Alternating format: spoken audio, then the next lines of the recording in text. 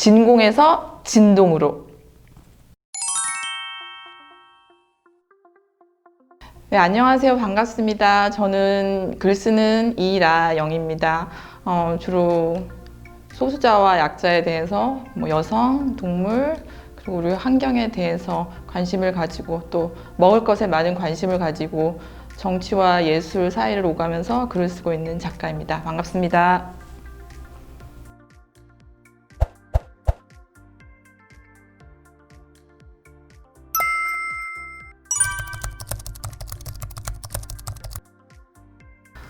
페미니즘이 무엇인가를 사실 그렇게 간단히 설명하기는 어렵지만 저 같은 경우는 권력의 관계를 재구성하는 거라고 생각해요. 그러니까 우리의 모든 관계, 예를 들면 사람과 동물의 관계, 그리고 여성과 남성의 관계, 또 우리 과연 이성애자와 동성애자의 관계, 이런 것처럼 세상의 모든 이분법적인 그런 관계들을 다시 질문하고 재구성하는 작업이 아닐까, 저는 그렇게 생각하고 있어요. 그러니까 권력관계의 재구성, 우리 인식의 재구성이라고 말을 할 수 있겠죠.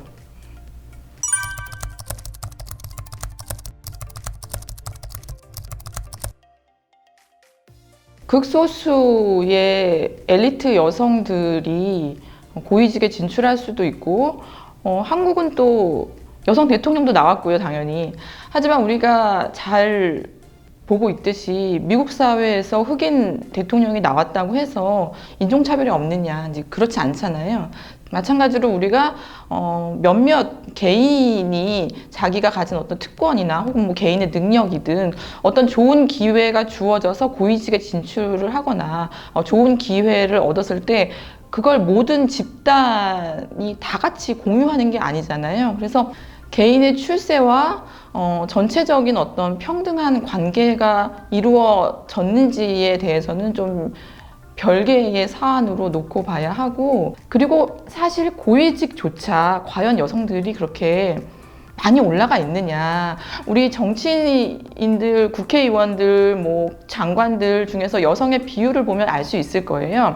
그리고 이게 굉장히 모순되게도 역사적으로 내내 남성들이 고위직에 있다가 아주 예외적인 상황에서 어떤 여성이 한 명 고위직에 오르면 그 한 명의 사례를 굉장히 부풀려서 마치 이제 성평등이야, 이렇게 본단 말이에요. 사실 그거 자체가 굉장히 차별적인 시선이죠. 그럼 지금까지 모든 남성들이 그 자리에 있었던 건 마치 보편, 정상, 어떤 하나의 정상성이고 그건 원래 그렇고, 하지만 여성은 단 한 명만 올라가도 모든 여성이 얻은 것처럼. 근데 그렇지 않거든요. 그러니까 우리가 사회에서 약자나 소수자의 개념을 이렇게 생각해 보면 좀 생각하기 편할 거예요. 개별성을 잃어버리는 존재인 거죠.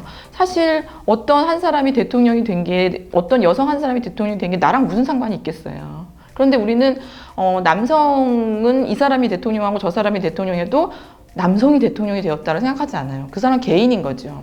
각각 개별적인 존재지만 우리는 흑인이 대통령이 되었을 때, 여성이 대통령이 되었을 때는 흑인이라는 집단, 여성이라는 집단, 혹은 한국 사회에서는 드디어 전라도 출신이 이 자리에 올랐다, 그런 식으로 우리가 생각을 하기 때문에 그게 약자의 권리를 추구하는 방향으로 간다면 좋겠지만 오히려 약자의 힘을 억압하는 방향으로 갈 수가 있죠. 너네 이미 여성이 이 자리까지 오르지 않았냐, 그러니까 더 이상 쿼터제, 여성을 위한 쿼터제 없어도 돼. 미국 사회 같은 경우는 다양한 인종을 위한 그런 쿼터제 없어도 돼, 막 이렇게 주장을 하고 바로 거기서 나아가서 역차별이다, 이렇게 나아가는 거예요. 여성이 이미 저만큼 올랐는데 여전히 여성 쿼터제가 있을 때 남성이 역차별 받는다, 이렇게 되거든요. 굉장히 과장된 논리라고 볼 수가 있어요. 실제로 우리는 여전히 채용 현장에서 여성들이 얼마나 차별을 받는지, 똑같이 성적 시험을 봤을 때 성적 자체는 여성이 높아도 면접에서 탈락되는 사례 신문에 나오잖아요. 예. 그러니까 그런 사실관계만 놓고 봐도 어마어마한 사례들이 있기 때문에 역차별 주장은 사실 전혀 현실을 반영한 목소리가 아니라고 할 수가 있어요.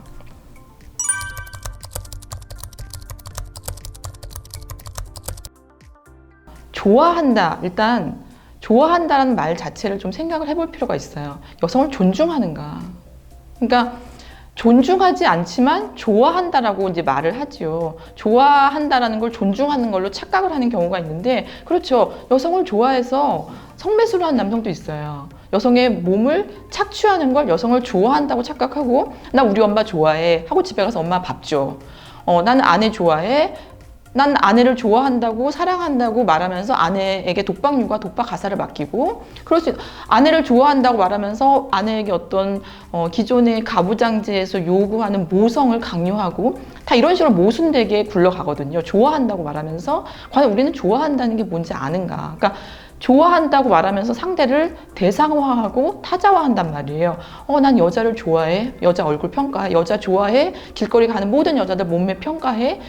그런 평가들이 자기가 여성을 차별하고 혐오하는 시선이라고 인식을 못해요. 이제 그게 문제인 거죠. 나는 여성 혐오를 하지 않아 라고 말을 하지만 숨쉬듯이 벌어지고 있는 내 일상을 자기가 인식하지 못하는 것. 그러니까 내 주변에 공기처럼 펼쳐져 있는 이런 차별적인 문화들, 여학생들이 술자리에서 벌어지고 있는 희롱과 추행, 여학생들이 취업문 앞에서 겪는 차별, 이걸 자기가 인식하지 못하는 것. 사실 그거 자체가 이미 우리가 그 혐오의 현장에 있기 때문이거든요. 그렇기 때문에 나는 엄마랑 잘 지내.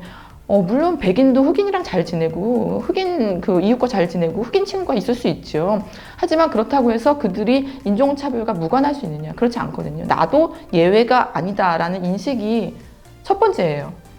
그러니까 나는 아닌데라고 말을 하면 더 이상 대화가 진도가 안 나가잖아요. 이건 남성과 여성 모두를 다 통틀어서 나도 하나의 구성원이라는 걸 인식을 한 다음에 우리가 그 다음 진도를 나갈 수 있을 것 같아요. 네.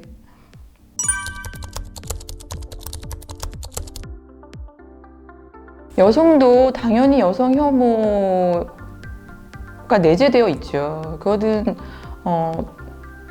그건 자유로울 수 있는 사람은 없어요. 여성 혐오뿐만이 아니라 우리는 모두가 기본적으로 차별적 시선을 가지고 있다고 생각하는 게 저는 안전하다고 생각을 해요. 예를 들면 우리가 성폭력 사건이 일어났을 때 만약에 모든 여성들이 성폭력 피해자의 말을 믿어준다면, 만약에 모든 여성들이 성폭력 피해자가 처한 상황을 이해한다면, 그렇다면 더 이상 가해자가 그렇게 뻔뻔하게 버틸 수 없을 거예요. 그런데 우리가 그렇지 못하잖아요. 현실이. 왜 그렇겠어요? 여성도 바로 성폭력 피해자 여성의 말을 믿지 않기 때문이죠. 그렇기 때문에 우리가 숨기고 성폭력 피해자가 쉽게 낙인 당하는 현상이 벌어지잖아요. 그러니까 기본적으로 우리는 여성의 말을 신뢰하지 않아요. 우리는 여성의 말을 신뢰하는 그 습관이 배어있지 않아요. 뉴스를 보면 더 중요한 뉴스는 남성 앵커가 하고, 신문의 오피니언란에는 중년 남성의 얼굴이 다 거의 차지하고 있어요. 보통 신문에서 여성 오피니언란에 여성이 글을 쓰는 비율은 30%가 안 돼요. 한 20%가 좀 넘고 이제 그 정도 비중인데, 상징적으로 언론이라는 걸 한번 생각을 해보면, 언론에서 상징적으로 그렇게 목소리 내는 사람의 성별이 남성일 때 우리는 태어나는 순간부터 누구의 말을 더 신뢰하는 인간으로 과연 자라날까. 그리고 우리가 학교를 다닐 때는 여학생과 남학생의 비율이 그렇게 큰 차이가 없을 거예요. 전공마다 차이가 있지만 전체적으로 놓고 보면 요즘 여성의 대학 진학률이 사실상 더 높아요. 그런데 우리 가르치는 사람의 성별을 한번 생각해 보세요.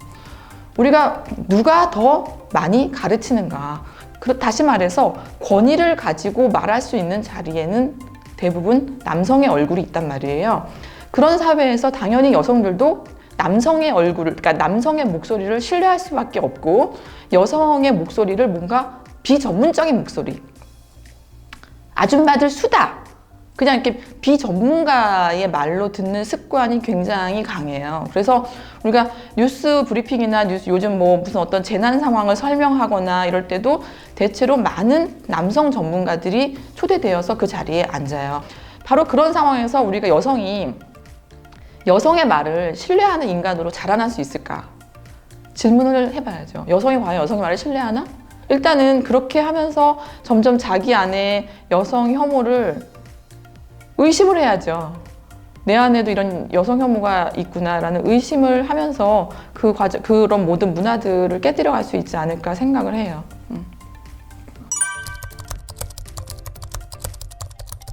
올 초부터 굉장히 이제 많은 사람들에게 충격을 안겨준 사건이죠. 텔레그램 그 성착취 사건. 일단 그 회원 수만 26만 명으로 나왔어요. 이제 중복 가입을 고려하더라도 26만이라는 숫자를 놓고 볼 때 일부의 문제라고 말할 수는 없어요. 우리가 이제 26만이라는 숫자가 일부일 수가 없고, 더구나 텔레그램에서만 나온 게 그 숫자인 거고, 굉장히 많은 그 플랫폼이 있죠. 그렇죠. 우리 뭐 여러 가지 앱이든 뭐 많은 걸 활용해서 성착취가 굉장히 횡행하고 있어요. 그렇기 때문에 우리가 이거를 일부의 문제라고 보는 거는 사실 우리 현실에서 벌어지고 있는 많은 성폭력이나 성차별 문제를 인정하고 싶지 않다는 거예요. 그러니까 그 숫자를 보고도 일부의 문제라고 과연 할 수 있는지 그렇게 할 수가 없고, 더구나 이게 굉장히 심각한 거는 돈을 버는 도구였다는 거예요. 그러니까 어떤 사람은 너무 괴로워서 삶을 포기할 정도로 끔찍한 폭력인데, 어떤 사람은 누군가를 착취해서 돈을 벌었다는 거예요. 어마어마하게 많은 돈을. 그럼 그 돈이 어디서 나왔겠어요? 그 돈을 벌었다는 건 누군가가 돈을 냈다는 거고, 누군가가 그런 착취 현장에 돈을 냈다는 게 무슨 말이겠어요? 여성을 매개로 누군가가 돈을 메고 누군가가 돈을 벌면서 굴러가는 거예요. 그리고 우리가 손정우 그 아동 성착취 사건만 보아도 그냥 끔찍하잖아요. 근데 이렇게 끔찍한 사건이 벌어지고 있는데 한국에서 지금 현행법상 손정우를 처벌할 수 있는 법이 굉장히 미미하다고 주장을 하고, 또 그 미미한 법조차도 제대로 적용이 됐는지 과연 의구심이 있을 정도로 손정우가 무려 1년 6개월밖에 징역을 살지 않고 나왔단 말이에요. 그럼 이게 과연 개인의 문제일 수 있는가? 개인의 문제에 더불어서 이제 제도적인 문제죠. 그냥 사법적인 그 절차까지 굉장히 이제 미미하다는 걸 알 수가 있어요. 그러니까 여러 가지 복합적이죠. 개인의 윤리적 문제 더하기 이를 통해서 돈을 벌 수 있는 산업적인 구조, 또 이런 폭력적인 문제가 발생을 했을 때도 제대로 처벌하지 못하는 혹은 처벌하지 않는 사법적인 어떤 그런 모순들, 여러 가지가 복합적으로 다 결합이 되어서 가장 약한 사람들을 착취하고 있는 거예요. 가장 약한 사람들, 어린 여성들, 미성년자일수록 더구나 부모의 보호를 제대로 받지 못하는, 그러니까 돌봄의 사각지대에 있는 어린 여성일수록 가장 최약자가 되어서 이런 폭력에서 피해갈 수 없는 그런 구조가 발생을 하고 있거든요. 그러니까 이건 이 성착취 문제는 모든 계층의 문제이면서 또 연령의 문제이기도 하고 젠더 폭력의 문제이기도 하고 여러 가지 복합적으로 발생을 하는데, 바로 그런 모든 폭력을 다 총동원해서 누군가가 돈을 벌었다는 거예요. 어마어마하게 많은 돈을 벌었지요. 더구나 이 성폭력 그 N번방을 비롯해서 많은 그 디지털 성폭력 문제 같은 경우는 피해자가 내가 지금 피해자인지조차 인식을 못 한다는 거예요. 그렇잖아요. 지금 누군가가 나의 어떤 사진을 어디까지 돌리고 있을지 모르는 거고, 내 동영상이 어디서 돌아가고 있을지 모르는 거고, 내가 어느 공중 화장실에 찍혔을지 모르는 거예요. 아무도 몰라요. 내가 어떤 피해를 입었는지조차 파악을 할 수가 없어요. 그러니까 이게 바로 그 끔찍한 지점인 거죠.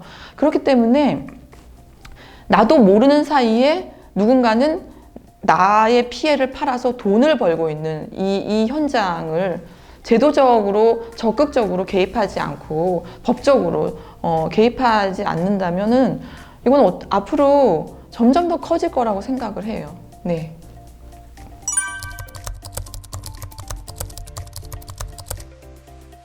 사실 대학 사회라는 게 굉장히 폐쇄적이잖아요. 어떻게 보면 젊은 사람들이 많고 우리가 굉장히 자유롭고 이럴 것 같지만, 그 캠퍼스라는 일단 물리적인 장소 자체가 폐쇄적인 면이 있고, 그 안에서도 끼리끼리 동일 집단이 형성이 되잖아요. 동아리, 또 뭐 동기 집단. 이렇게 동일 집단 안에서 폐쇄적이기 때문에 자신이 겪는 어떤 차별이나 이런 것들을 말하지 못하는, 침묵당하는 그런 문화가 좀 있고, 또 굉장히 수직적이에요, 대학 내가. 일단 교수와 학생 간의 관계뿐만이 아니라 선후배. 우리가 사회에 나와서 물론 직장에서도 직장 간부와 뭐 그냥 평사원, 뭐 비정규직, 정규직 이런 문제들이 있는데, 대학 내에서도 굉장히 수직적이죠. 선후배, 학번 이런 걸로 굉장히 서열을 많이 따지고, 그런 것들이 우리가 젊은 나이부터 그런 서열에 굉장히 익숙해지고, 그러다 보니까 말을 하기가 좀 어렵죠. 특히 여학생 같은 경우는 굉장히 복잡한 위치에 있어요. 예를 들면 남학생이 군대를 갔다가 복학해서 왔을 때 대체로 여학생보다 이제 3, 4학년 남학생들 경우는 여학생들과 같은 학년이어도 나이가 많잖아요. 여학생 같은 경우는 4학년이 되어도 늘 더 나이가 많고 학번이 고학번인 남자 선배가 있는 이런 위치에 있게 되죠. 그러니까 그런 상황에서 자신의 위치상 자신이 겪는 어떤 뭐 성추행이라던가 성희롱이라던가 이런 것들 말하기 굉장히 복잡한 상황에 많이 처하게 되고, 또 특히 이런 질문을 하더라고요. 내가 인턴십을 나갔는데 현장에서 성추행이 있었다. 지금 대학교 3, 4학년 여학생이 인턴십을 나갔는데 현장에서 성추행이 있었는데 내가 이걸 말했을 때, 내가 앞으로 취업을 하면 우리 이 바닥에서 서로 다 알고 지낼 사람들인데 내가 이걸 폭로했을 때 앞으로 내가 입게 될 피해 때문에 말을 못한다. 이런 이야기들 많이 해요. 그러니까 이런 것만 봐도 여학생들이 경력을 쌓기 위해 나간 인턴십 현장이 성추행의 현장이 되는 이런 상황이 펼쳐지는데, 그것조차 제대로 말을 못하는 상황이 벌어지죠. 바로 그렇기 때문에 우리가 개인적으로 해결할 수가 없죠. 개인적으로 해결할 수가 없고, 바로 이럴수록 우리가 더 같은 이제 집단으로 맞서야 하고 연대를 해야 되는 거죠. 이런 것들을 복합적으로 함께 생각을 해서 대학 내에서 여학생들이 좀 정치적 어떤 연대를 해야 하지 않나 생각을 해요. 요즘은 뭐 제가 알기로는 웹진도 만들고 여성주의 동아리도 만들고 많은 활동을 하고 있는 걸로 알아요. 그래서 저는 그 활동들에 굉장히 이제 좀 지지를 보내고 많이 이제 고무적으로 보고 있어요. 이제 그런 것들이 그동안 은폐되어 있던 대학 내 폭력들을 많이 고발할 수 있는 역할을 하지 않을까 기대를 하고 있습니다.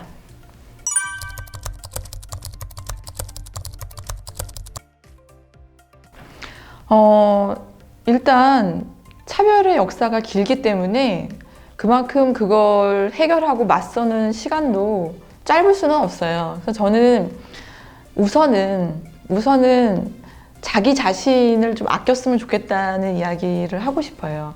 무슨 말이냐면 굉장히 분하잖아요. 그러니까 분노가 쌓이잖아요. 우울하잖아요. 빨리 해결하고 싶어요. 그러다 보니까 너무 마음이 조급해지면, 빨리 해결하고 싶은 마음이 너무 앞서면 오히려 다른 사람들의 목소리를 의도치 않게 묵살하는 경우도 생길 수 있거든요. 이제 바로 그럴 때 우리가 페미니즘 내부에서도 누가 진짜인지 아닌지를 자꾸 고르려고 하는 태도가 나오는 거예요. 그러니까 우리는 서로의 다름을 인정하면서 연대해야 정말 우리가 이 문제들을 조금이라도 해결을 할 수가 있거든요. 그래서 너무 조급하게 생각하지 말고, 너무 거대한 목표도 좋지만 거대한 목표도 가슴에 품고 단기적인 목표도 세워가면서 지금은 어떤 행동을 하고 어떤 말을 해야 될지, 예를 들면 일상에서 작은 되받아치기도 큰 힘이 될 수 있어요. 저는 그래서 좋은 예로 그 국회에서, 국정감사에서 그 정의당의 류호정 의원이 했던 그 사소한 반응 있죠. 어이라고 누군가가 이렇게 어이 했는데 거기에 바로 몇 초, 한 1, 2초 후에 바로 어이하고 되받아치는 그 행동 있잖아요. 저는 그게 굉장히 상징적으로 보였어요. 그런 사소한 행동을 넘기지 않는 거죠. 물론 우리가 일상에서 매번 그런 행동들을 되받아치고 살 수는 없어요. 일상이 피곤해서 그렇게 할 수는 없는데, 그래도 자기가 할 수 있는 것들 선택적으로라도 되받아치기 행동을 할 필요가 있다고 생각을 해요. 그리고 저는 그 되받아치기 행동에 남성들도 좀 많이 동참했으면 좋겠다는 생각이 들어요. 왜냐하면 가끔 어떤 남성들이 그 굉장히 성착취적인 행동이나 성희롱 어떤 그런 농담이라고 우리가 말하는 성희롱적인 그런 대화들을 불편해하는 남성들이 있거든요. 있는 걸 알아요, 저도. 근데 그 남성 자기가 불편한데 말을 못 해요. 왜? 내가 그걸 말을 했을 때 내가 바로 이 집단에서 남성성을 덜 인정받고 쟤 좀 재수 없어 이렇게 해서 그 남성 집단에서 자기가 덜 섞일까 봐 두려워하는 마음이 있단 말이에요. 저는 이런 남성들도 함께 좀 연대했으면 좋겠다는 생각이 들어요. 바로 어떤 집단에서 그 남성 하나가 나 그 얘기 듣기 싫어. 야, 지금 그런 말은 너 굉장히 차별적이야. 이렇게 말을 한마디 딱 던지기만 해도 그 일어나는 잔잔한 파장들이 있거든요. 근데 누구든지 그런 용기를 내는 게 쉽지는 않겠지만, 나의 작은 그런 파장이 누군가에 점점점 전해질 수 있다는 생각을 하고, 좀 용기를 내서 작은 힘이라도, 작은 말이라도 좀 하는 버릇을 가지면 좋지 않을까, 이런 생각을 하고 있어요.